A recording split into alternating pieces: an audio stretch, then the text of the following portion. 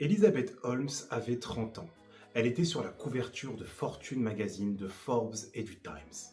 Les journalistes la comparaient à Steve Jobs. Sa start-up Theranos était valorisée à 9 milliards de dollars. Elle était présentée comme la femme la plus riche qui se soit jamais faite toute seule aux États-Unis. Et pourtant, la technologie au cœur de tout ça n'a jamais fonctionné. Pas une seule fois. Voici comment une femme sans diplôme de médecine, sans biologiste dans son équipe, sans aucune validation scientifique sérieuse, a réussi à tromper les investisseurs les plus puissants de la planète, à mettre en danger la vie de vrais patients et à construire l'un des plus grands mensonges de l'histoire de la Silicon Valley. Pour comprendre comment tout ça a été possible, il faut remonter à 2003. Elizabeth Holmes a alors 19 ans. Elle est étudiante à Stanford dans l'un des programmes d'ingénierie les plus compétitifs au monde. Et elle abandonne ses études. Pas parce qu'elle échoue, mais parce qu'elle a une idée. Une idée qui, selon elle, va changer la médecine pour toujours. L'idée, c'est ça. Et si on pouvait faire des dizaines d'analyses sanguines complètes à partir d'une seule goutte de sang? Une piqûre au bout du doigt, quelques minutes d'attente, et tu connais ton taux de cholestérol, ta glycémie et tes marqueurs cancéreux. Le tout pour quelques dollars dans n'importe quelle pharmacie. Sur le papier, c'est révolutionnaire. Des millions de gens évitent le médecin parce qu'ils ont peur des prises de sang ou parce qu'ils n'en ont pas les moyens. Theranos, c'est la promesse de démocratiser la santé, de détecter les maladies mortelles avant qu'il ne soit trop tard, et de sauver des vies. Et c'est précisément cette promesse noble, belle et humaine qui va permettre à Elisabeth de construire son empire. Parce que quand quelqu'un te dit qu'il va sauver des vies, t'as pas envie de lui poser des questions gênantes. Elizabeth Holmes ne vend pas une technologie, elle vend une vision. Et pour ça, elle est absolument brillante. Elle commence par travailler son image au millimètre. Elle adopte un col roulé noir tous les jours, exactement comme Steve Jobs. Elle se met à parler d'une voix grave et lente, très différente de sa voix naturelle, simplement pour inspirer l'autorité. Elle ne rit jamais en public, elle ne montre jamais le moindre doute. À chaque interview, chaque conférence, chaque réunion d'investisseurs, elle est la même. Froide, déterminée, visionnaire. Mais son coup de génie, c'est son conseil d'administration. Plutôt que de recruter des biologistes ou des médecins pour valider sa technologie, elle va chercher des noms qui en imposent. George Shultz, ancien secrétaire d'État de Reagan, Henry Kissinger, ancien conseiller à la sécurité nationale, James Mattis, général 4 étoiles de l'armée américaine. Des gens dont le carnet d'adresses vaut des milliards. Ces noms servent de bouclier. Quand un investisseur potentiel voit que Kissinger et Mattis font confiance à Theranos, il arrête de poser des questions techniques. Il se dit que si des gens aussi sérieux, aussi expérimentés font confiance à cette femme, c'est qu'elle doit savoir de quoi elle parle. Et c'est comme ça que Theranos lève 900 millions de dollars. Pas grâce à des preuves scientifiques, mais grâce à une image soigneusement construite et à des noms qui rassurent. Sauf qu'il y a un problème énorme. La technologie, elle ne marche pas. L'appareil que Theranos a développé s'appelle l'Edison. En interne, les ingénieurs savent très bien que l'Edison est incapable de faire ce qu'Elizabeth promet à ses investisseurs et à ses clients. Les analyses sont imprécises, les résultats varient d'un test à l'autre. Certaines analyses peuvent tout simplement ne pas être faites avec une seule goutte de sang. Ce n'est pas une question d'ingénierie, c'est une réalité biologique. Alors que fait Theranos? L'entreprise utilise en secret des machines classiques fabriquées par Siemens pour traiter une grande partie de ses analyses. Les mêmes machines que les laboratoires traditionnels utilisent. Celles que Theranos prétend rendre obsolètes. Et pendant ce temps, des gens apprennent qu'ils sont séropositifs alors qu'ils ne le sont pas. D'autres reçoivent des diagnostics de cancer erronés. Des femmes enceintes obtiennent des résultats qui les affolent inutilement.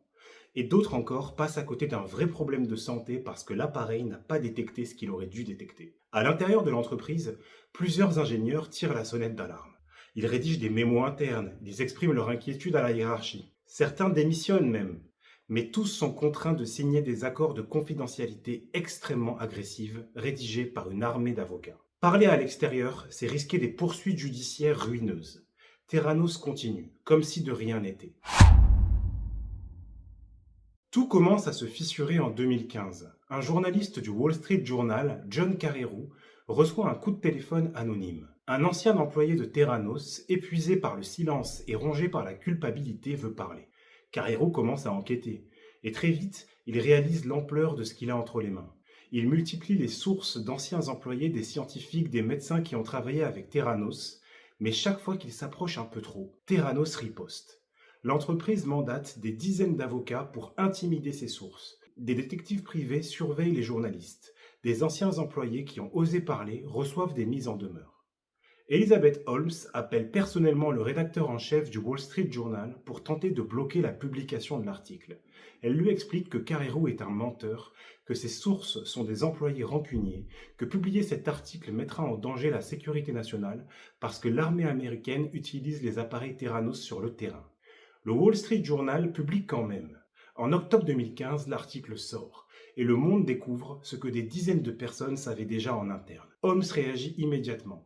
Elle passe sur toutes les chaînes de télévision, elle traite Carrero de journaliste incompétent et dit que ses sources sont jalouses, mal informées ou de mauvaise foi. Pendant plusieurs mois, elle tient encore. Certains investisseurs la croient. Certains médias lui laissent encore le bénéfice du doute. Mais la digue est rompue, les langues se délient, les enquêtes officielles commencent. En 2016, la FDA, l'agence américaine qui régule les médicaments et les dispositifs médicaux, interdit à Theranos d'utiliser l'Edison pour ses analyses.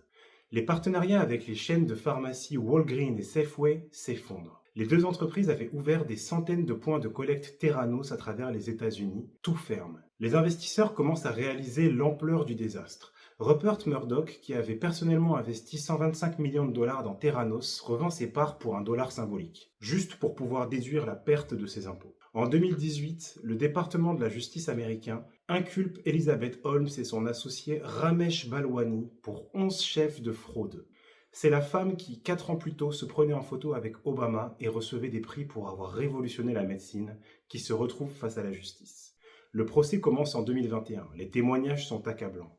D'anciens ingénieurs racontent les réunions où ils ont alerté Holmes sur les défaillances techniques. D'anciens patients témoignent des conséquences concrètes des faux résultats sur leur vie.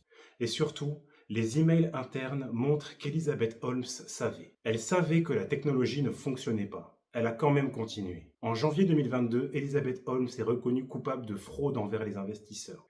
Elle est condamnée à 11 ans de prison. Celle qui se présentait comme la Steve Jobs au féminin finit condamnée par les témoignages de ses propres collaborateurs. Ce qui rend l'affaire Theranos vraiment fascinante et vraiment troublante, c'est pas le mensonge en lui-même. Des escrocs, il en existe partout. Ce qui est troublant, c'est que personne ne voulait que ce soit un mensonge. Les journalistes ne voulaient pas que ce soit un mensonge. Le conseil d'administration ne voulait pas non plus que ce soit un mensonge. Et le grand public, qui rêvait d'une jeune femme brillante qui allait changer la médecine, ne voulait surtout pas que ce soit un mensonge. Elizabeth Holmes a exploité quelque chose de très humain. Notre envie désespérée de croire aux belles histoires. Notre tendance à faire confiance aux apparences plutôt qu'aux preuves. Notre difficulté à poser des questions inconfortables à quelqu'un qu'on admire. Si cette vidéo t'a appris quelque chose ou a changé ta façon de voir les choses, abonne-toi. Chaque semaine, je décortique des affaires qui ont marqué le monde du business et de la tech. Les succès, les chutes et tout ce qu'on peut en apprendre. Et dis-moi en commentaire, est-ce que toi en 2014 tu aurais investi dans Theranos ?